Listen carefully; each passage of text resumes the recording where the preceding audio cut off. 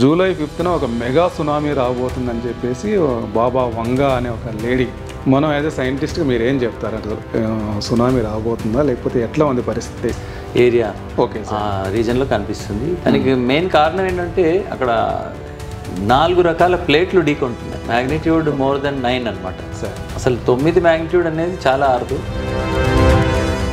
అయితే ఇలాంటి వాటికి సైంటిఫిక్ బేసిస్ ఏమీ లేదు. ఇప్పుడు ప్రెడిక్షన్ అంటే ఏంటంటే date, time, location and magnitude. ఒకవేళ భూకంపానికి కూడా అలాగే సునామీకి కూడా ముందు ఇవన్నీ సూచనలు అనుకోవచ్చా సైంటిఫిక్గా? స్మాలర్ అర్త్క్వేక్స్ వచ్చాక ఒక బిగ్ అర్త్క్వేక్ వస్తుంది అనమాట. బిగ్ అర్త్క్వేక్ని మనం మెయిన్ షాక్ అంటాం. కోయినా డ్యామ్ పేరు వినే ఉంటారు. ఇది మహారాష్ట్రలో సతారా డిస్ట్రిక్ట్లో ఉందన్నమాట. అది పెద్ద డ్యామే. అక్కడ reservoir water levels maximum reach అయిన తర్వాత చిటపట అంటున్నట్టు చాలా అర్త్క్వేక్స్ కొద్ది రోజుల పాటు వచ్చేయడం మేము గమనించాము. నిజంగా హైదరాబాద్ బాగా సేఫా సార్ భూకంపాలకు సంబంధించి? దుర్గం చెరువు ఫర్ ఎగ్జాంపుల్, దుర్గం చెరువులో కొన్ని చిన్న చిన్న అర్త్క్వేక్స్.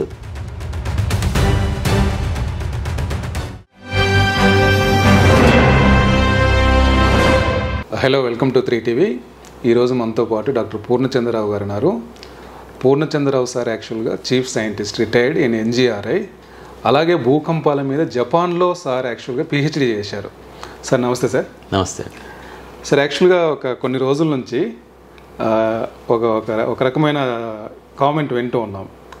2 వీక్స్గా జపాన్లో ఆల్మోస్ట్ ఒక 900 భూకంపాలు వచ్చాయి. 180 టైమ్స్ భూమి కంపించింది. జూలై 5న ఒక మెగా సునామీ రాబోతుందని చెప్పేసి బాబా వంగా అనే ఒక లేడీ, యాక్చువల్గా ఒక కాలజ్ఞాని అంటున్నారట, ఆమె జోస్యం చెప్పిందని అంటున్నారు సార్. ఇది పక్కన పెడితే యాక్చువల్గా కూడా సార్ మనం యాజ్ ఎ సైంటిస్ట్గా మీరు ఏం చెప్తారు? సునామీ రాబోతుందా లేకపోతే ఎట్లా ఉంది పరిస్థితి? కొంచెం ఆ కండిషన్ వివరించి చెప్పండి సార్. ఓకే, అంటే ఇప్పుడు జపాన్లో భూకంపాలు చాలా ఫ్రీక్వెంట్గానే వస్తుంటాయి. ఎందుకంటే ప్రపంచంలో కల్లా మ్యాక్సిమం సిస్మిక్ యాక్టివిటీ మనకి ఆ జపనీస్ ఏరియా రీజన్లో కనిపిస్తుంది. దానికి మెయిన్ కారణం ఏంటంటే అక్కడ 4 రకాల ప్లేట్లు ఢీకొంటున్నాయి అనమాట. సో ప్లేట్ టెక్టానిక్స్ అంటారు. అంటే భూమి పైన ఉన్నటువంటి పలకలు కదులుతూ ఉంటాయి. ఈ కదలికల వల్ల భూకంపాలు వస్తాయి. అదేమన్నా సెంటరా సార్ అది? అంటే 4 అలా అని కాదు, కాకపోతే అక్కడ రింగ్ ఆఫ్ ఫైర్ అని కూడా ఉంది పెసిఫిక్ ఓషన్ దగ్గర. సో చాలా వాల్కెనోస్, అర్త్క్వేక్స్ అక్కడ మాక్సిమం వస్తుంటాయి అన్నమాట. అయితే జపాన్ చుట్టూతా కూడా చూస్తే మనం 4 ప్లేట్స్ ఉన్నాయి. అవేవి అంటే Pacific plate, Philippines plate, Eurasian plate and north American plate. So ఈ 4 ప్లేట్ల మధ్యలో ఈ జపాన్ ఐలాండ్ ఏదైతే ఉంది అనమాట. సో ఈ ప్లేట్ల ప్రభావం వల్ల పెద్ద పెద్ద భూకంపాలు గతంలో కూడా వచ్చినాయి, ముందు కూడా వస్తాయి ఖచ్చితంగా. అండ్ చిన్న చిన్న భూకంపాలు అయితే ప్రతిరోజు ఏదో ఒకటి వస్తూనే ఉంటుంది. సో ఇది బ్యాక్గ్రౌండ్ అనమాట. అండ్ రీసెంట్ 2 వీక్స్ ఏంటి సార్ ఇది? సో బేసిక్గా అది సముద్ర ప్రాంతం కూడా అవటాన మనకి సునామీలు కూడా ఎక్కువగా వస్తుంటాయి అక్కడ. అంటే మనం జనరల్గా ఒకటి అర్థం చేసుకోవాలి ఏంటంటే భూకంపం, పెద్ద భూకంపం సముద్రంలో ఏర్పడినట్టయితే దానివల్ల నీటి అలలు పైకి లేవడం జరుగుతుంది. దాన్నే మనం సునామీ వేవ్ అంటాం అనమాట. సో అర్త్క్వేక్ ఒక ఎత్తు అయితే ఆ తర్వాత కొంత సమయానికి మనకి సునామీ ఏర్పడుతుంది. సో దానివల్ల కూడా చాలా నష్టం జరుగుతుంది. ఇప్పుడు 2011లో మనకి జపాన్లో అతిపెద్ద భూకంపం మ్యాగ్నిట్యూడ్ మోర్ దెన్ 9 అనమాట. అసలు 9 మ్యాగ్నిట్యూడ్ అనేది చాలా అరుదు. మొత్తం 7 నుంచే చాలా పెద్దదని చెప్తున్నారు. 9 అనేది చాలా పెద్దది. అండ్ మీకు జస్ట్ ఎగ్జాంపుల్ ఇవ్వడానికి మనకి ఇండియన్ ఓషన్, హిందూ మహాసముద్రం రీజన్లో మనకి 2004లో వచ్చింది పెద్ద అర్త్క్వేక్ 9+. అది దానివల్ల పెద్ద సునామీ ఏర్పడింది. మీకు జ్ఞాపకం ఉండే ఉంటుంది. అది first time India was facing a huge tsunami. So ఆ విధంగా జపాన్ అర్త్క్వేక్స్ అండ్ సునామీస్కి చాలా ప్రసిద్ధి. ఎందుకంటే అసలు అదే major tectonic zone. Okay, and earthquakes ఫ్రీక్వెంట్గా వస్తుంటాయి. అండ్ ముందు ముందు కూడా పెద్ద అర్త్క్వేక్స్ వస్తాయి, చిన్నవి కాదు, పెద్దవి కూడా వచ్చే అవకాశం ఉంటుంది. అయితే ఇప్పుడు కమింగ్ టు దిస్ ప్రెడిక్షన్ ఏదైతే అన్నారో, రియో తత్సుకి. సో ఆవిడకి ఏవో దృశ్యాలు కనిపించినాయి అండ్ దాని బేసిస్ మీద ఏదో ప్రెడిక్షన్ చేశారు అంటారు. అయితే ఇలాంటి వాటికి సైంటిఫిక్ బేసిస్ ఏమీ లేదు. అంటే మనం అందులోకి మరీ డీప్గా వెళ్ళడానికి లేదు. అంటే ఆవిడకి ఏం కనిపించిందో ఎలా కనిపించిందో అనేది నాకు తెలీదు.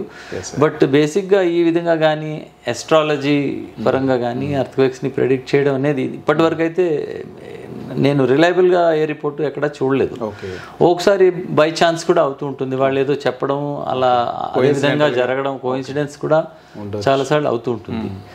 కానీ ఎర్త్క్వేక్ సైన్స్ పాయింట్ ఆఫ్ వ్యూలో చూస్తే కనుక వరల్డ్లో ఎక్కడా కూడా ప్రెడిక్షన్ అనేది సాధ్యపడదు. ఇంతవరకు సైంటిస్ట్స్ వచ్చిన కన్క్లూషన్ అది. దాని మీద చాలా రీసెర్చ్ అవుతుంది ఎర్త్క్వేక్ ప్రెడిక్షన్ మీద. ఇప్పుడు కాదు, మోర్ దాన్ 100 years నుంచి అవుతూనే ఉంది. అయితే ఇంతవరకు దానికి ఒక కరెక్ట్ అయిన సమాధానం, రిలయబుల్ అప్రోచ్ అనేది ఇంతవరకు ఎవరు కనిపెట్టడం జరగలేదు.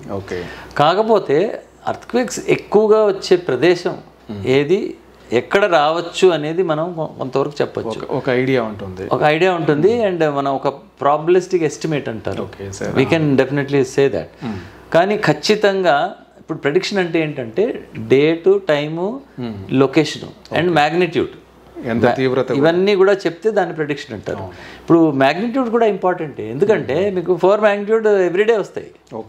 వరల్డ్ వైడ్ మనం చూసినట్టయితే మ్యాగ్నిట్యూడ్ 3 and 4 కొన్ని ఇంకా చిన్నవైతే 100లో వస్తుంటాయి, తెలియకుండా వచ్చిపోతుంటాయి. సో మనం ఎర్త్క్వేక్ మ్యాగ్నిట్యూడ్ కూడా చెప్పాలి ప్రెడిక్షన్ అన్నప్పుడు. Otherwise it's not a prediction. నేను అన్నట్టు మనం మాట్లాడుతుండగానే ఒక 2 magnitude ఎర్త్క్వేక్ డెఫినెట్గా ఎక్కడో అయి ఉంటుంది, 2 to 3 magnitude. సో అది పెద్ద విషయం కాదు. పెద్ద ఎర్త్క్వేక్ మనం ఎప్పుడు వరి అవ్వాలంటే ఇప్పుడు 5 and above ఎంతో కొంత డ్యామేజ్ చేసే అవకాశం ఉంటుంది. 6, 7, 8, 9 అంటే దట్ ఈస్ డిజాస్ట్రస్. అది మీకు జస్ట్ ఒక ఐడియా ఇవ్వడం కోసం చెప్తున్నా. అండమాన్ దీవుల్లో 2004లో వచ్చినటువంటి భూకంపం 9 magnitude భూమిని 1200 kilometers వరకు చీర్చేసింది. అంటే అది ఎక్కడో సుమత్రా దీవుల్లో మొదలయ్యి అండమాన్ దీవుల మీదుగా మన నార్త్ ఈస్ట్ ఇండియా వరకు, ఇండోనేషియా సౌత్ లో ఉంది అది. సుమత్రా ఇండోనేషియా నుంచి మొదలుకొని అండమాన్ నికోబార్ దీవుల మీదుగా మన నార్త్ ఈస్ట్ ఇండియా వరకు దాని రప్చర్ అనమాట. అంత చీల్చేసి భూమిని ఆ చివరి దాకా చీల్చేసింది. సో అతిపెద్ద భూకంపాల ప్రభావం ఈ విధంగా ఉంటుంది. కాకపోతే అవి జీవితకాలంలో 1, 2 చూస్తాం మనం. అది అంత అరుదు, అంత ఈజీగా వచ్చేది కాదు. సో ఇప్పుడు ఈ ప్రెడిక్షన్ ఖచ్చితంగా పెద్ద భూకంపాన్నే సూచిస్తున్నారు. నేను కొద్దిగా చదివాను వివరాలు, కానీ అటువంటిది ఏది వస్తుందని నేను అనుకోవట్లేదు. ముఖ్యంగా మనం డేట్ ఫిక్స్ చేయడం అనేది it is not possible. So రేపు ఖచ్చితంగా అతిపెద్ద భూకంపం అండ్ సునామీ జపాన్లో రావడం అనేది ఇట్స్ నాట్ పాసిబుల్.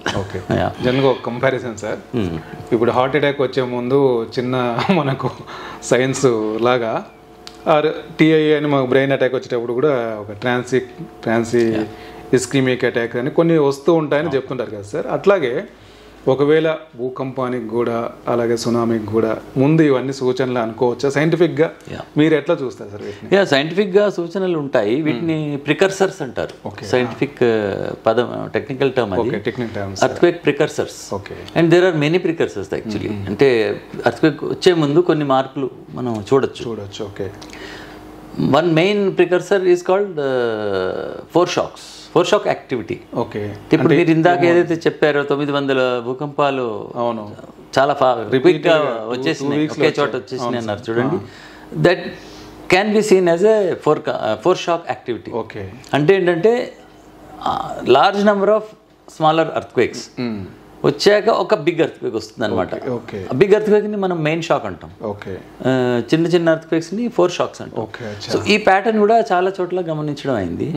సో ఇది ఒక సంకేతం పెద్ద భూకంపం రావచ్చును అని అనడానికి అవకాశం ఉంది. కాకపోతే ఖచ్చితంగా వస్తుందని అనడానికి కూడా లేదు.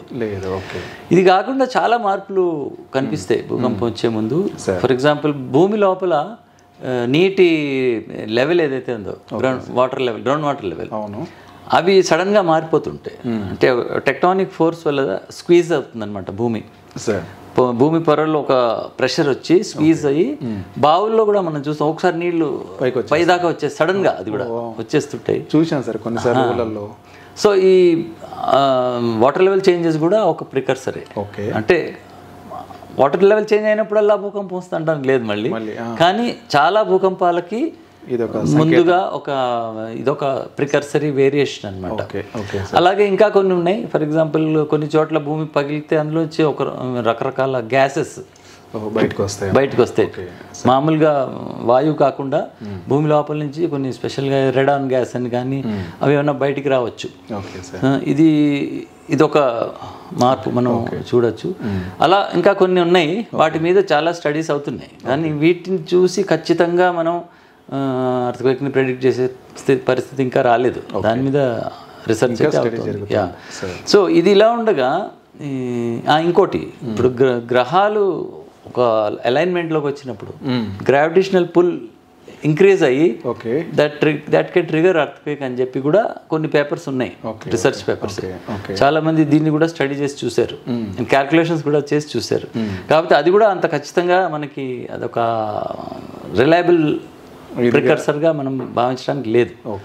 కాకపోతే కొంత అందులో ట్రూత్ ఉంది. ఏంటంటే ప్లానెట్స్ అన్నీ ఒక లైన్లో వస్తున్నప్పుడు గురుత్వాకర్షణ ఏదైతే ఉందో అది కొంత పెరిగే అవకాశం ఉంటుంది. సో అది కూడా ఒక ప్రికర్సరే. సో ఈ విధంగా మనకి చాలా ఉంటాయి ప్రికర్సర్స్. అన్ఫార్చునేట్ ఏంటంటే వీటన్నిటిని చూసుకొని మనం రిలయబుల్గా ప్రిడిక్షన్ చేసే పరిస్థితి ఇంకా రాలేదు. Only we're able to give a probabilistic estimate అనమాట. అంటే ఫస్ట్ ఆఫ్ ఆల్ ఏ ప్రాంతాల్లో పెద్ద భూకంపాలు రావచ్చు అనేది క్లియర్గానే తెలుసు. ఎందుకంటే ఇది సైక్లిక్ అనమాట. ఇది ఇవాళ రేపు ఇవాళ మొదలైంది కాదు, కొన్ని లక్షల సంవత్సరాల నుంచి నడుస్తుంది ఇది. అండ్ ముందు కూడా అలా నడుస్తూనే ఉంటుంది. ఎందుకంటే ప్లేట్లు ఎప్పటి వరకు అయితే కదులుతూ ఉంటాయో ఢీకొంటుంటాయో మనకి భూకంపాలు వస్తూనే ఉంటాయి. అండ్ ఎక్కడ పెద్దవి రావచ్చు, ఎక్కడ చిన్నవి రావచ్చు. అలా ప్రతి భూమి మీద ప్రతి రీజన్ని స్టడీ చేసి అది నిర్ధారించడం జరిగింది. But it's only A probabilistic prediction.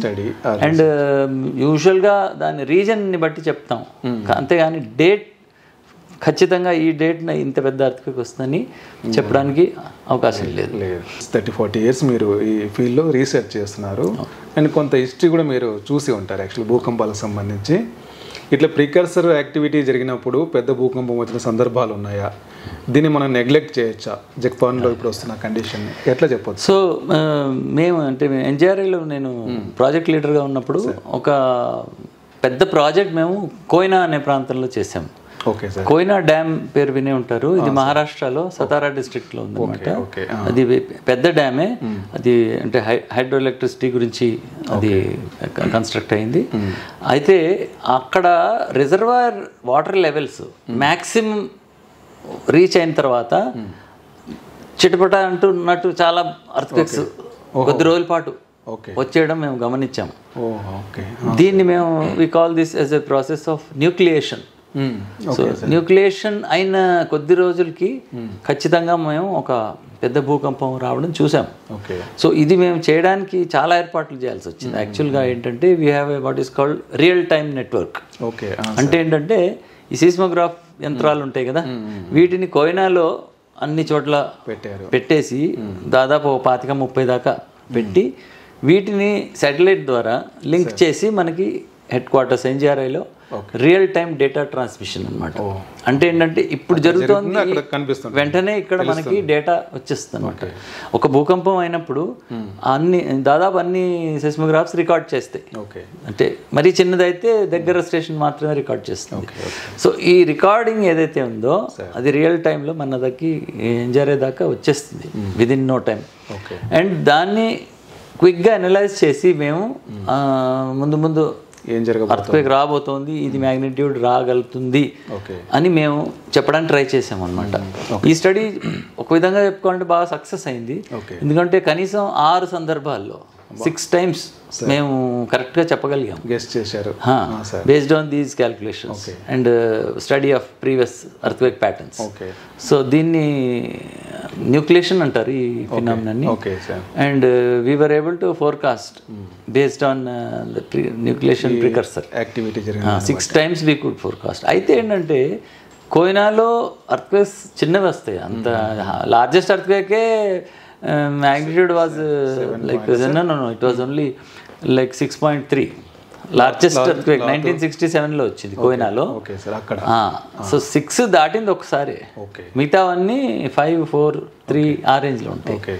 So మేము వాటితోనే స్టడీ చేసి we're able to successfully forecast. అది పబ్లిష్ కూడా అయింది, పేపర్స్, కొన్ని పేపర్స్ ఉన్నాయి ఈ వర్క్ మీద. 10 years స్టడీ చేసాం. అయితే ఇదే ప్రాసెస్ని వేరే ప్రాంతాల్లో ఇంకా పెద్ద భూకంపాలతో ఇలా జరుగుతుందా అనే విషయంపై మేము రీసెర్చ్ చేస్తే అది రిపీషన్, అది మాకు ఇంకెక్కడ కనపడలేదు. సో ఒక కారణం ఏంటి కావచ్చు అంటే Koyna is a small reason and it's more simple comparatively. వేరే ఇప్పుడు మనం ప్లేట్ బౌండరీస్ ఏవైతే ఉంటాయో లైక్ హిమాలయాలు, అండమాన్, అలాగే ప్రపంచం అంతటా there are many plate boundaries. So plate boundary రీజన్లో మనకి అతిపెద్ద భూకంపాలు వచ్చే చోట చాలా కాంప్లికేటెడ్గా ఉంటుంది. ప్లస్ చిన్న చిన్న అర్త్క్వేక్స్ విపరీతంగా వస్తూనే ఉంటాయి. సో ఈ విధమైన అబ్జర్వేషన్ ఖచ్చితంగా మేము ఇంకో చోట చూడలేకపోయినాం. బట్ మీరు అడిగిన దానికి జవాబుగా చెప్తుంది ఏంటంటే ఈ యాక్టివిటీ జరిగిన ప్రికర్సరీ యాక్టివిటీతో ఫోర్కాస్ట్ చేయడానికి అవకాశం ఉంది. అలాగే వాటర్ లెవెల్ చేంజెస్ కూడా మేము కోరిలేట్ చేసి చూసాం. అంటే వాటర్ లెవెల్ చేంజ్ తర్వాత భూకంపాలు రావడం మేము చాలాసార్లు మేము చూడడం జరిగింది. కాకపోతే ఈ స్టడీ ఓన్లీ కోయినాలో సక్సెస్ అయింది, ఇంకా వేరే చోట్ల ఇటువంటి రిజల్ట్స్ మాకు దక్కలేదు. సార్ ఇంకొక క్వశ్చన్ సార్, ఇప్పుడు ఈమె బాబా వంగ అనే ఆమె ఒక చిన్న ప్రిడిక్షన్ లాగా చెప్పింది. మరి జపనీస్ గవర్నమెంట్ వాళ్ళు దీన్ని ఏమన్నా కౌంటర్ చేయడమో లేకపోతే ఏమైనా అవకాశం ఉందా అన్న సైంటిఫిక్ యాంగిల్ ఏమైనా వచ్చిందా సార్ వాళ్ళ స్టేట్మెంట్ లాంటిది? సో ఈవిడ పేరు రియో తత్సుకి. అవును. అయితే ఇప్పుడు ఈవిడ న్యూస్లో ఇంతలా ఉండడానికి మెయిన్ కారణం ఏమిటంటే గతంలో ఆవిడ 1-2 ఏవో ఆవిడ ప్రెడిక్షన్స్ ఏవో కరెక్ట్గా వచ్చినాయి అంటున్నారు. So like 2011 Tohoku earthquake and tsunami ఏదైతే మనం ఇందాక మాట్లాడుకున్నామో అది ముందుగా చెప్పింది అని అంటారు. అలాగే కోవిడ్, ఇంకా వేరే ఏవో డిజాస్టర్స్ మరి 2-3 ఏవో మరి కరెక్ట్ వచ్చినాయి అంటున్నారు. నేను అది డీటెయిల్గా చూడలేదు, అంటే ఆవిడ ఎగ్జాక్ట్గా ఏమని చెప్పారు, అక్కడ ఏం జరిగిందో ఎగ్జాక్ట్గా నాకు తెలీదు. అయితే నాకు తెలిసినంత మటుకు జపనీస్ సైంటిస్టులు కూడా దీన్ని ఖండించారు. అంటే ఇటువంటి ప్రెడిక్షన్కి ఆధారం లేదు, వీటిని నమ్మకూడదని స్టేట్మెంట్ ఇచ్చారు. నేను చదివినంత వరకు, నాకు తెలిసినంత వరకు చెప్తున్నాను. అండ్ ఇంకో ప్రాబ్లం ఏంటంటే ఇప్పుడు ఇలాంటి ప్రెడిక్షన్స్ ఓకే మనం సీరియస్గా తీసుకుందామని అనుకుందాం. ఏం చేస్తారు, ఎలా సీరియస్గా ఏం చేయాలి, ప్రజలందరినీ ఎక్కడికి పంపిస్తారు? ఇంకోటి మీకు అది ఎక్కడ వస్తుందో ఎగ్జాక్ట్గా డేట్, టైం, లొకేషన్ తెలియనప్పుడు ఎక్కడ ప్రజల్ని ఎక్కడికి తరలిస్తారు? మనకు ఆ క్లారిటీ కూడా లేదు. దిస్ ఈజ్ కాల్డ్ అంటే డిజాస్టర్ మేనేజ్మెంట్లో ఇవి కొన్ని స్టెప్స్ అనమాట. ఇప్పుడు ముఖ్యంగా ఇవాక్యుయేషన్ బేస్డ్ ఆన్ ప్రెడిక్షన్, అది ఏ విధంగా చేయాలి, ఎలా చేయాలి అనేది కూడా ఇట్స్ నాట్ క్లియర్. సో అంత ఈజీ కాదు. ఇప్పుడు ఈ విషయంలో చైనీస్ వాళ్ళు కొన్ని ప్రయత్నాలు చేశారు గతంలో.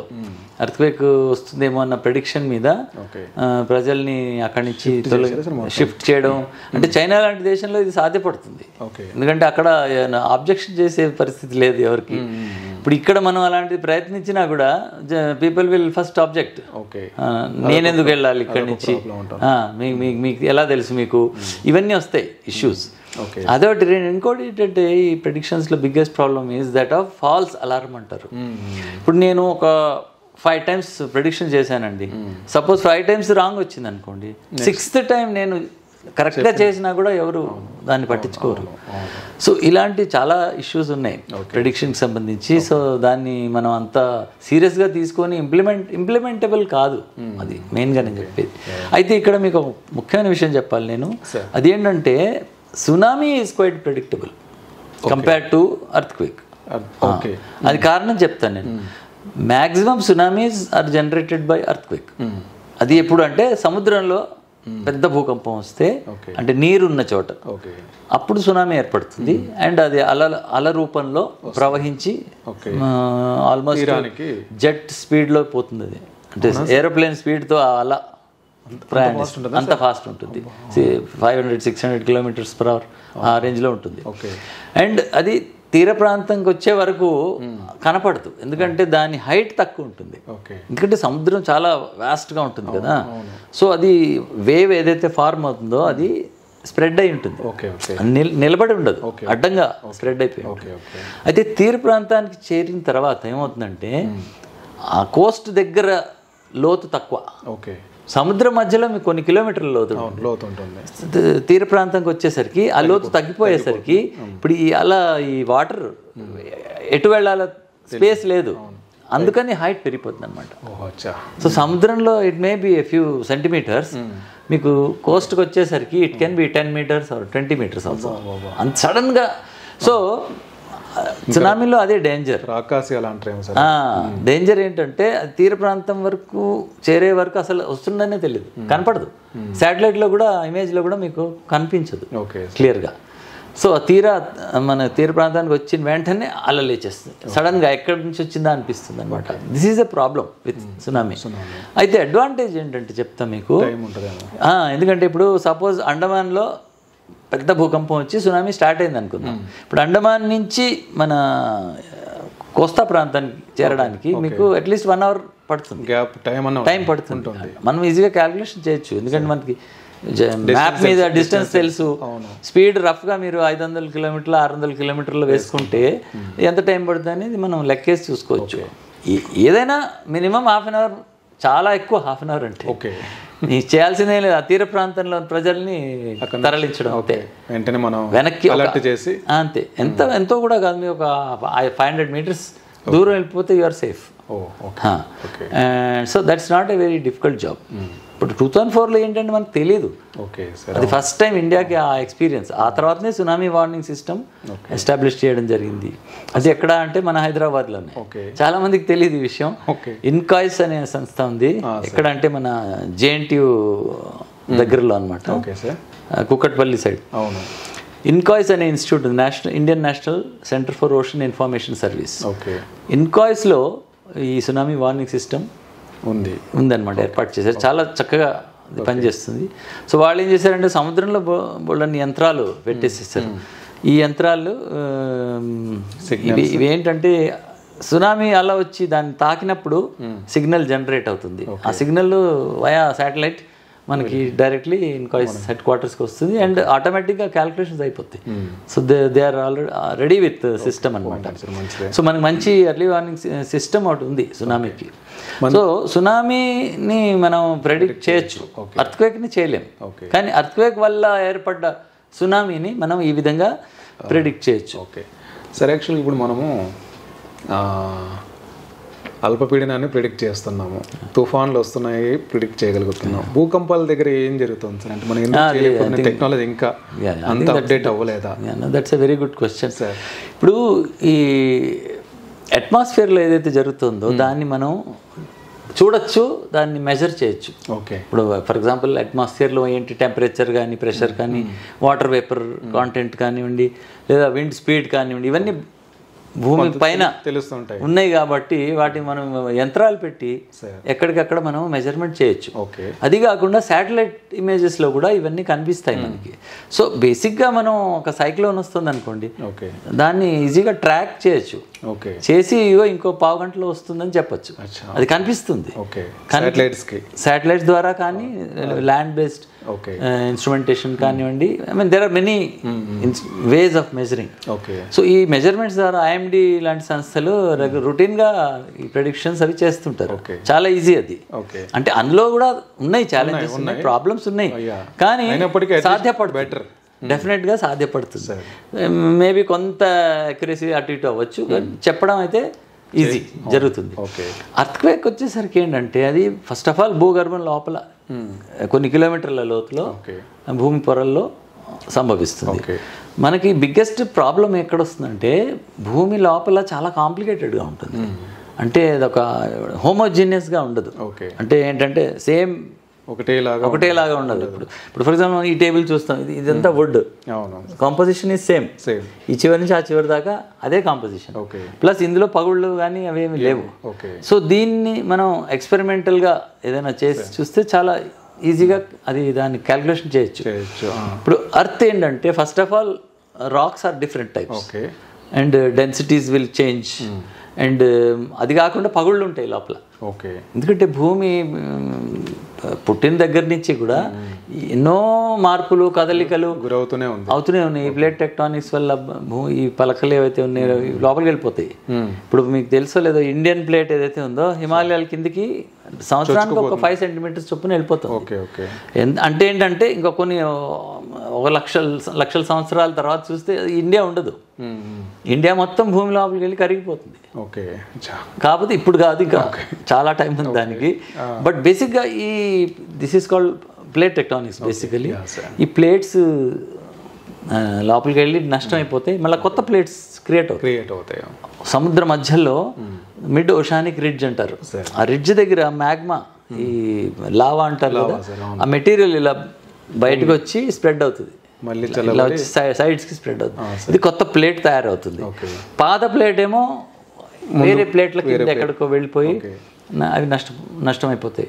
సో ఇది ఒక సైకిల్, మన లైఫ్ సైకిల్ లాగానే ప్లేట్లకు కూడా సైకిల్ ఉంటుంది. కాకపోతే మనది మహా అయితే 100 years, వాటిది కొన్ని కోట్ల సంవత్సరాలు life span, millions of years అంటారు. సో అది తేడా అనమాట. సో వాటికి కూడా లైఫ్, ఒక రకమైన లైఫ్ సైకిల్ ఉంటుంది వాటికి కూడా అనమాట. సార్, ఒకవేళ ఈ భూకంపాలు కొద్దిగా సివియర్గా వచ్చినప్పుడు కానీ సునామీ లాంటివి వచ్చే అవకాశం ఉంటే ఎలాంటి అప్రమత్తంగా ఉంటారు? జనరల్గా మీరు జపాన్లోనే స్టడీ చేశారు కాబట్టి రీసెర్చ్ ఏం చేస్తుంటారు ఒక ఐడియా కోసం? సో బేసిక్గా అర్త్క్వేక్స్ని మనం ఆపలేం. మనం కొన్ని విషయాలు క్లియర్గా గుర్తుపెట్టుకోవాలి. ఫస్ట్ ఆఫ్ ఆల్ అర్త్క్వేక్స్ని మనం స్టాప్ చేయలేం. ఎస్పెషలీ ఇప్పుడు ఈ హ్యూజ్ అర్త్క్వేక్స్ అవి ప్రకృతి సహజంగా ఏర్పడుతుంటాయి, మనం వాటిని ఆపలేం, వాటిని ఫేస్ చేయాలి. So how to face? And another important thing we should know is earthquakes don't kill, buildings do. Buildings kill. మీకు మన టర్కీ అర్త్క్వేక్ చూసాం మనం. ఏమవుతుందంటే ఈ బిల్డింగ్స్ స్ట్రాంగ్గా లేకపోతే పెద్ద అర్త్క్వేక్ వచ్చినప్పుడు అవి కూలిపోవడంతో దాని కింద నలిగి చనిపోవడం లేదా బరీ అయిపోతారు జనాలు. అందువల్ల సో మెనీ డెత్స్ మనం చూస్తాం అర్త్క్వేక్ అప్పుడు. సో బేసిక్గా building construction should be appropriate. Most important అది. సో బిల్డింగ్ స్ట్రాంగ్గా ఉన్నట్లయితే మనకి నష్టం జరగదు, జరిగిన మినిమం లాస్ ఉంటుంది. ఇప్పుడు ఫర్ ఎగ్జాంపుల్ జపాన్ని తీసుకుందాం. మనకి కోబే అర్త్క్వేక్ అని వచ్చింది. కోబే అర్త్క్వేక్లో కొద్దిమందే చనిపోయారు. అలాంటిదే అర్త్క్వేక్ ఇప్పుడు మనకి ముజఫరాబాద్లో for example, India Pakistan border దగ్గర. సో ముజఫరాబాద్లో అదే అర్త్క్వేక్కి దాదాపు 40,000 మంది చనిపోయారు. సో బేసిక్గా ఏంటంటే అక్కడ buildings very poor construction, cement వాడారో లేదో కూడా తెలియదు. So poor quality buildings main problem. So మన బిల్డింగ్స్ని కరెక్ట్గా గైడ్లైన్స్ ప్రకారం కట్టుకోవాలి.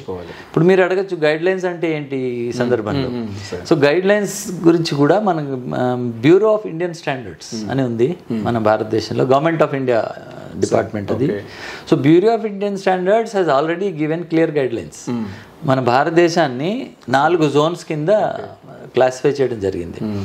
సో జోన్ 2 అనేది lowest hazard. So for example Hyderabad is in zone 2. Zone 2 అంటే మినిమం హజార్డ్, అర్త్క్వేక్ పరంగా హజార్డ్ అనేది చాలా తక్కువ ఉంటుంది. సో జోన్ 2 ఇది. నెక్స్ట్ వచ్చి 3, 4, 5 ఈజ్ ద హైయెస్ట్ అనమాట.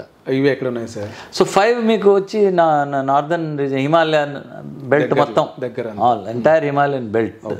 ఏ పట్టణాలు అయితే హిమాలయ దగ్గర వస్తాయో అవన్నీ కూడా మనకి స్టేజ్. అటు జమ్మూ కాశ్మీర్ నుంచి మొదలుకొని ఇప్పుడు హిమాచల్ ప్రదేశ్ కానివ్వండి, ఉత్తరాఖండ్ కానివ్వండి, ఇటు మధ్యలో నేపాల్ కూడా వస్తుంది, తర్వాత సిక్కిం, భూటాన్, తర్వాత అరుణాచల్, ఈ ప్రాంతాలన్నీ కూడా జోన్ 5లో వస్తాయి. అంటే ఏంటంటే జోన్ 5 అంటే మీకు మ్యాగ్నిట్యూడ్ 8 and above వచ్చే అవకాశం ఉంది అని అర్థం. అలాగే నార్త్ ఈస్ట్ ఇండియన్ స్టేట్స్ అన్నీ కూడా, వెదర్ ఇట్స్ అస్సాం, మణిపూర్, మిజోరాం కానివ్వండి, నాగాల్యాండ్, ఇవన్నీ కూడా హై అర్త్క్వేక్ హజార్డ్ జోన్స్లో వస్తాయి అన్నమాట. తర్వాత మనం సౌత్ చూస్తే కనుక ఈ అండమాన్ అండ్ నికోబార్ ఐలాండ్స్ కూడా జోన్ 5. సో అలాగే విదిన్ ద కాంటినెంట్ చూస్తే కనుక మనకి వెస్ట్లో గుజరాత్లో మీకు భుజ్ అనే ఏరియా ఉంది, అవును సార్, సౌరాష్ట్ర కూడా మనం సౌరాష్ట్ర ఆ సైడ్, అక్కడ కూడా కొన్ని ప్రాంతాల్లో Zone 5 కింద. సో ఇవన్నీ కూడా హైయెస్ట్ హజార్డ్ లెవెల్స్ అన్నమాట. ఓకే. ఈ ప్రాంతాల్లో బిల్డింగ్స్ ఏ విధంగా కట్టాలి దాని గైడ్ లైన్స్ కూడా ఉన్నాయి, clear instructions are there. Suppose మీరు Zone 4లో ఉన్నారనుకోండి, అప్పుడు అంత స్ట్రిక్ట్గా అవసరం లేదు, కొంచెం తక్కువగా మనం స్టాండర్డ్స్ పెట్టుకోవచ్చు. అలాగే 2కి, సో 2, 3, 4, 5 ఈ 4 జోన్స్కి ఏ విధంగా మనం బిల్డింగ్ కన్స్ట్రక్షన్ ఉండాలి అనేది it's already manual is available. కాకపోతే అది పాటించడం దాన్ని సీరియస్గా ఇంప్లిమెంట్ చేయరు, అది that's one very big problem. So building కోడ్స్ని జాగ్రత్తగా ఫాలో అయినట్లయితే మనకి చాలా సేఫ్టీ ఉంటుంది. ఇప్పుడు ఫర్ ఎగ్జాంపుల్ జపాన్లో కూడా మీకు up to 8 magnitude with stand అయ్యే రకమైన బిల్డింగ్స్ కడతారు. అది కొంచెం హైయర్ టెక్నాలజీ వాడతారు. వీటిని పడిపోకుండా ఉండే విధంగా, ఫర్ ఎగ్జాంపుల్ మనం కాంక్రీట్ అది తగ్గించి సపోజ్ స్టీల్ ఎక్కువ పెట్టామనుకోండి, స్టీల్ ఏంటంటే ఫ్లెక్సిబుల్ అనమాట, ఇలాస్టిక్. సో మనకు బిల్డింగ్ అర్త్క్వేక్ వచ్చినప్పుడు ఊగే అవకాశం ఉంటుంది కానీ కూలిపోయే అవకాశం ఉండదు. ఇప్పుడు మెయిన్గా బిల్డింగ్ కూలిపోతే అందులో ఉన్న వాళ్ళందరూ చనిపోవడం జరుగుతుంది. So elastic nature of building maintain చేయడానికి కన్స్ట్రక్షన్ మెటీరియల్స్ ఉంటాయి అన్నమాట, దాన్ని వాళ్ళు బాగా ఫాలో అవుతారు. దీన్ని అర్త్క్వేక్ రెసిస్టెంట్ కన్స్ట్రక్షన్ అంటారు. సో దీన్ని కొంత ఖర్చు కూడా ఎక్కువ ఉంటుంది, కాకపోయినా మరి మనం ఎంత ఎక్స్పెండిచర్ చేయగలిగితే అది అంత మనకు సేఫ్టీ అనమాట. అలాగే జపాన్లో కొన్ని బిల్డింగ్స్ అయితే వీల్స్ మీద ఉంటుంది, బేస్మెంట్ ఈజ్ ఆన్ వీల్స్. అంటే ఏంటంటే బిల్డింగ్ జరుగుతుంది, ఇలా జరుగుతుంది ఎర్త్క్వేక్ వచ్చినప్పుడు, మొత్తం బిల్డింగ్ అంతా వీల్స్ మీద ఉంటుంది, పడిపోకుండా. ఇప్పుడు ఏమవుతుందంటే ఫోర్స్ అంతా మీకు అటు ఇటు మూవ్మెంట్లో షిఫ్ట్ అయిపోతుంది, ఇంకేం కాదు. అదే బిల్డింగ్ పాతుకొని ఉన్నట్లయితే దానికి జర్క్ కొట్టినప్పుడు అది కొలాప్స్ అయ్యే ఛాన్స్ అవుతుంది. ఎందుకంటే ఇప్పుడు సివిల్ ఇంజనీర్స్ వర్టికల్ లోడ్ చూసుకుంటారు, అంటే బిల్డింగ్ ఎన్ని అంతస్తులు కట్టచ్చు, ఆ బరువుని బేస్మెంట్ ఫౌండేషన్ ఆపుతుందా లేదా అది చూసుకుంటారు. ఎర్త్క్వేక్ వేవ్స్ వర్టికల్ ఫోర్స్ కాదు, అది హారిజాంటల్ ఫోర్స్, సైడ్ నుంచి వస్తుంది. ప్లేట్స్ కదలడం కదా సార్, అదే ఆ ప్లేట్స్ కదలడం వల్లనే ఈ సైస్మిక్ వేవ్స్, అందులో సర్ఫేస్ వేవ్స్ అని ఉన్నాయి, డ్యామేజింగ్ వేవ్స్ ని సర్ఫేస్ వేవ్స్ అంటారు. అవి సైడ్ నుంచి ప్రవహిస్తాయి అనమాట, సైడ్ నుంచి వచ్చి బిల్డింగ్ ని కొడతాయి. సో ఈ బిల్డింగ్ కి మీరు ఓన్లీ వర్టికల్ లోడింగ్ చూసుకున్నారు, మీరు సైడ్ నుంచి ఫోర్స్ వస్తే అది తట్టుకునే శక్తి ఉండదు బిల్డింగ్కి. సో ఎర్త్క్వేక్ రెసిస్టెంట్ కన్స్ట్రక్షన్లో ఈ సైడ్ వర్డ్స్ ఫోర్స్ని కూడా ఆపడానికి ఏర్పాట్లు చేస్తారు అనమాట. So this about earthquake engineering అంటారు దీన్ని. ఎలా ఎర్త్క్వేక్ని రెసిస్ట్ చేసే బిల్డింగ్స్ ఏ విధంగా కట్టుకోవచ్చు అని. సో ఇది ఒకటి ఫాలో అవ్వాలి. అండ్ సునామీని ఫేస్ చేయడం యాక్చువల్లీ చాలా ఈజీ, అవగాహన లేక ప్రజలు చనిపోవడం జరుగుతుంది, కానీ చాలా simple actually. First of all మనకు సునామీ వార్నింగ్ సిస్టమ్ ఉంది, and very quickly they give the warning. అది కూడా రియల్ టైమే, కంప్లీట్లీ రియల్ టైమే. అండ్ ఇవాళ ప్రెస్ వాళ్ళు చాలా యాక్టివ్గా ఉన్నారు, సో ఇది నో టైం స్ప్రెడ్ అయిపోతుంది, అందులో క్వశ్చనే లేదు. అండ్ సునామీ మీకు ఓన్లీ కోస్ట్ దగ్గరే ఉంటుంది దాని హెజార్డ్. సో సేఫ్, మీరు లోపలికి వెళ్ళిపోతే సేఫ్. ఒక 500 meters మీరు లోపలికి వెళ్ళిపోతే there is no issue. And you have warning time almost maybe ½ an hour depending on earthquake location. ఒకసారి తక్కువ టైం ఉంటుంది, ఒకసారి ఎక్కువ టైం ఉంటుంది. ఎంత కాదన్నా మనకి పావు గంట, అరగంట, గంట ఆ రేంజ్లో ఉంటుంది. So it's lot of time actually. మనకి లేట్గా తెలిసినా కూడా మనం క్విక్గా వెళ్ళిపోవచ్చు. అఫ్కోర్స్ ఇవాళ రేపు disaster management departments in each state, SDMA అంటారు, స్టేట్ డిజాస్టర్ మేనేజ్మెంట్ అథారిటీ, వీళ్ళందరూ కూడా బాగానే ట్రైన్డ్ అనమాట ఇప్పుడు. సో ఈ ఫ్యూచర్లో ఇటువంటిది ఏదైనా వచ్చినా కూడా they will take care, and public awareness ఉంది కాబట్టి సునామీ గురించి అంతగా భయపడాల్సిన అవసరం లేదు. అది నేను చెప్పదలుచుకున్న పాయింట్. సరే, ఇంకొక కామన్ డౌట్, ఇప్పుడు ఫర్ ఎగ్జాంపుల్ ప్రతిదానికి మీరు పార్టికల్ వేవ్ మ్యాటర్ లాగా సంథింగ్ అట్లా వర్షాలు కూడా ఒక స్పెల్ ఉంటుంది, మళ్ళీ వెనక్కి వెళ్ళి రిసీడ్ అవుతాయి, మళ్ళీ వర్షాలు పడుతుంటాయి, ఇట్లా ఉంటుంది కదా సార్. ప్రతిదానికి ఒక సిస్టమేటిక్గా ఒక స్పెల్ బ్రేక్ మళ్ళీ రావడం ఉంది కదా, భూకంపాలకు కూడా ఇట్లాంటి ప్యాటర్న్ ఏమైనా ఉంటుందా? It's a good question actually. So ఉంటుంది, డెఫినెట్గా ఉంటుంది. ఎర్త్క్వేక్స్ రికరెన్స్ ప్యాటర్న్ ఒకటి ఉంటుంది, తర్వాత దాని రికరెన్స్ ఇంటర్వెల్ అని కూడా అంటాం. Okay sir. లేదా రిటర్న్ పీరియడ్ అంటాం, అంటే ఎర్త్క్వేక్ రిటర్న్ చేయడానికి ఎంత టైం ఉంది అనేది అప్రాక్సిమేట్గా క్యాల్కులేషన్. ఎందుకంటే ఎర్త్క్వేక్ ఫినామినన్స్, ప్లేట్ టెక్టానిక్స్ కూడా ఒక cyclic process. In fact there is a law, it's called Gutenberg Richter law అంటారు సైస్మాలజీలో. గుటెన్బర్గ్ రిక్టర్ లా ఏంటంటే మీరు number of earthquakes versus magnitude graph గీసినట్లయితే అది ఒక స్ట్రైట్ లైన్ వస్తుంది అనమాట. అంటే లాగ్ స్కేల్లో ఇన్వర్టెడ్ స్ట్రైట్ లైన్. అంటే ఏంటంటే ఇప్పుడు ఇక్కడ 1 magnitudeకి మీకు ఇన్ని ఎర్త్క్వేక్స్ అయితే 2 magnitudeకి ఇన్ని, 3కి ఇన్ని, అలా తగ్గుతూ ఉంటుంది, ఒక లైన్లో వస్తుంది. అంటే ఏంటంటే the pattern, how many earthquakes of each magnitude will occur in say per year, దానికి ఆల్రెడీ ఒక ప్యాటర్న్ ఉంది విచ్ ఈజ్ వెల్ నోన్. నంబర్ ఆఫ్ ఎర్త్క్వేక్స్ని మనం దాని ద్వారా కూడా ఎస్టిమేట్ చేయొచ్చు. ఫలానా మ్యాగ్నిట్యూడ్ ఎర్త్క్వేక్స్ ఒక సంవత్సరంలో ఫలానా ప్రాంతంలో ఎన్ని రావచ్చు అనేది ఒక అంచనా వేయచ్చు. So that pattern is definitely there. అది ఫస్ట్ పాయింట్. రెండోది, ఇప్పుడు ప్లేట్స్ ఢీకొంటున్న చోట ఏమవుతుందంటే, అసలు ఎందుకు అవుతుంది అంతా, ప్లేట్స్ ఢీకొన్నప్పుడు స్ట్రెస్ బిల్డ్ అవుతుంది, అంటే బోత్ ఆర్ పుషింగ్ ఒకదాన్ని ఒకటి, కాబట్టి ఈ ఫ్రిక్షన్ వల్ల ఆగిపోయింది. ఇప్పుడు ఇదే స్మూత్గా ఉందనుకోండి, ఆగే ప్రసక్తి లేదు, అలా వెళ్ళిపోతుంది. కానీ స్మూత్గా లేదు, రఫ్గా ఉంటుంది. సో ఇది స్టక్ అయిపోతుంది అనమాట. అది ఎంతవరకు స్టక్ అవుతుంది, ఈ ప్రెషర్ పెరుగుతూ ఉంటుంది, అండ్ వన్ ఫైన్ డే ఆ ప్రెషర్ ఇంకా తట్టుకోలేక స్లిప్ అవుతుంది సడన్గా, ఆ ప్లేట్ సడన్గా స్లిప్ అవుతుంది. సో దీన్ని స్టిక్ అండ్ స్లిప్ అంటారు. స్టిక్ స్లిప్, మళ్ళీ కొన్నాళ్ళు స్టిక్ స్లిప్. సో దీనిలో కూడా ఒక ప్యాటర్న్ ఉంది. సో మనం రఫ్గా అంచనా వేయచ్చు.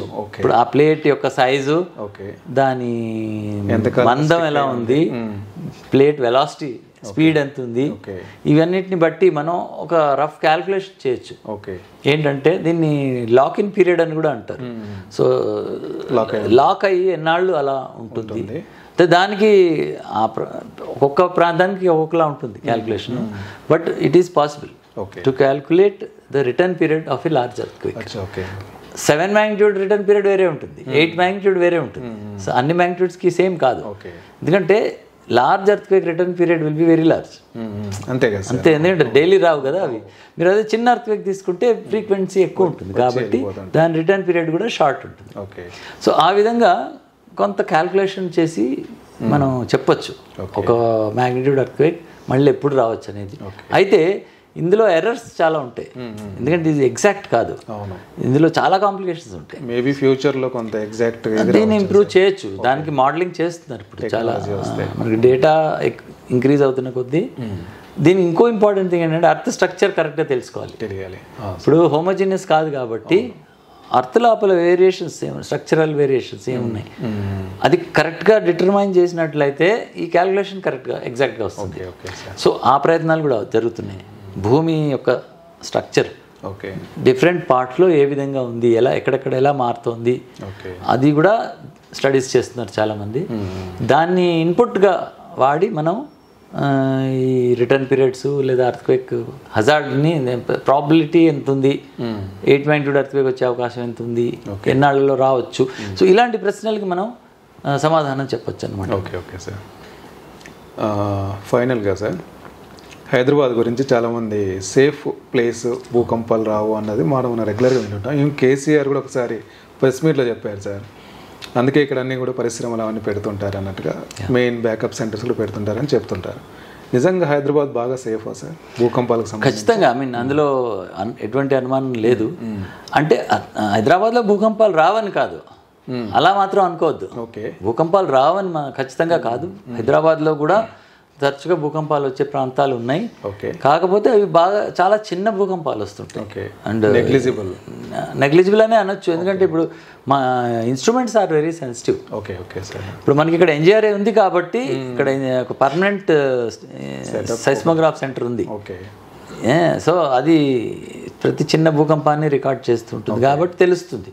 తెలిసి మేము దాన్ని లొకేట్ చేసి మ్యాప్లో ప్లాట్ చేస్తాం. హైదరాబాద్ మ్యాప్ తీసుకొని ఇదిగో ఇక్కడ ఫలానా డేట్లో ఇక్కడ వచ్చింది. అలా కొన్ని ప్లేసెస్లో ఇప్పుడు మనం అటు హైటెక్ సిటీ అటువైపు వెళ్తే కనుక, ఇప్పుడు ఫర్ ఎగ్జాంపుల్ దుర్గం చెరువు, దుర్గం చెరువులో కొన్ని చిన్న ఎర్త్క్వేక్స్ రావడం magnitude అవి ఎంత ఉంటుంటాయి? అవి చిన్న చిన్నవి, లైక్ 2 magnitude 3 magnitude అంతకంటే ఉండవు. ఓకే. సో ఇంకోటి అది it's not a tectonic boundary. Okay. ఇప్పుడు 2 పలకలు కలిసే చోట మీకు పెద్ద ఎర్త్క్వేక్స్ వస్తాయి. ఓకే. పలక మధ్యలో కొన్ని పగుళ్ళు ఉంటాయి. ఓకే. ఇంత ముందు నుంచే పగుళ్ళు ఉండడం వలన ఆ పగుళ్ళు ఈ ప్రెషర్ వల్ల సర్దుబాటు చేస్తే భూకంపం వచ్చేసినట్టే. ఆ విధంగా మనకి చిన్న చిన్నవి హైదరాబాద్లో అక్కడ ఇక్కడ వస్తుంటాయి, వస్తూనే ఉంటాయి. అదే మీరు ఇప్పుడు if you look at Godavari river for example, Godavari river belt మీకు భద్రాచలం కానివ్వండి ఈ ఏరియాస్లో మీకు కొంచెం పెద్ద ఎర్త్క్వేక్స్ వస్తాయి. ఫర్ ఎగ్జాంపుల్ 5+ కూడా వచ్చినాయి.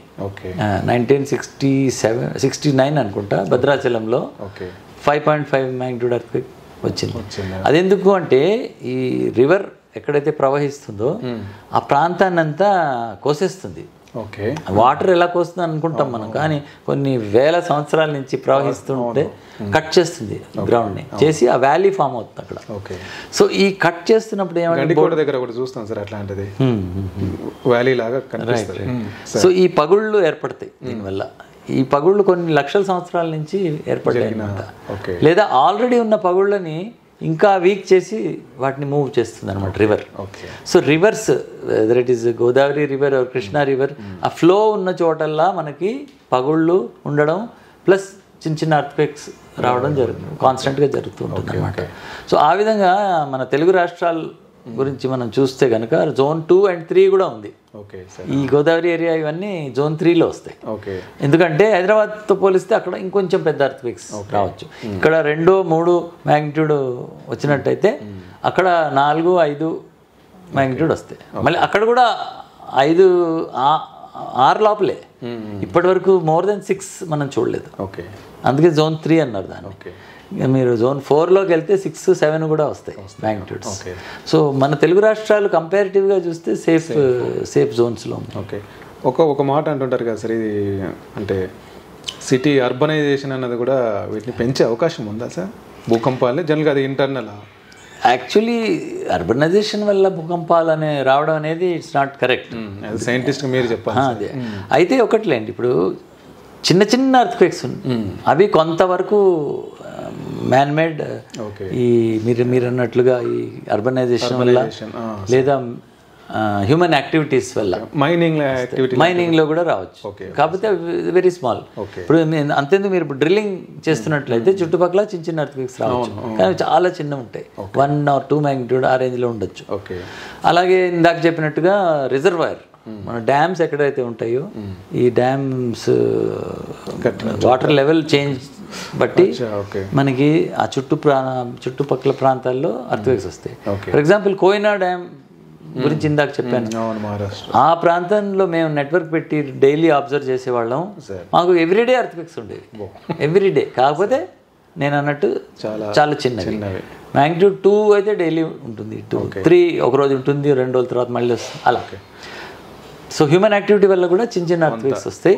కాకపోతే ఈ హ్యూమన్ యాక్టివిటీ వల్ల పెద్ద ఎర్త్క్వేక్ వచ్చేసి బిల్డింగ్లు కూలిపోవడాలు అవన్నీ జరగవు. అది ఎవరైనా అంటున్నట్టయితే అది రూమర్, అది ఫాల్స్ ఇన్ఫర్మేషన్. ఓకే సరే, ఈ భూకంపాలకు జనరల్గా ఇంటర్నల్ కాజెస్ అన్నప్పుడు భూమిలో జరిగే యాక్టివిటీ ఒకటి చెప్తుంటారు. ఎక్స్టర్నల్ కాజెస్ అన్నప్పుడు బయట ఉండే ప్లానెట్స్ కూడా ఎఫెక్ట్ ఉంటుందా? ఎక్స్టర్నల్ ఎఫెక్ట్స్ కెన్ దాన్ని ట్రిగర్ అంటాం. ట్రిగర్ అంటే ఏంటంటే ఇప్పుడు దే కెనాట్ కాజ్ ఎర్త్క్వేక్. తేడా ఉంది. Earthquake cause is always tectonic. Okay, అయితే internal major is internal only. అంటే ఏంటంటే ప్లేట్స్ ఢీకొని ఆ ఫోర్స్ మీకు బయట నుంచి రాదు.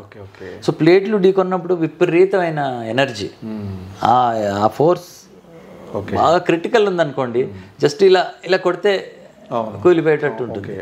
ఆ స్టేజ్ క్రిటికల్ స్టేజ్ రీచ్ అయినప్పుడు ఆ టైంలో ఏదైనా ఎక్స్టర్నల్ ఫోర్స్ యాడ్ అయితే అది ఇట్ కెన్ ఇంకా రిలీజ్. అంతేగాని దానంతట బయట నుంచి ఏ ఎఫెక్ట్ కాజ్ చేయడానికి లేదు. అందుకే దాన్ని ట్రిగర్ అంటాం.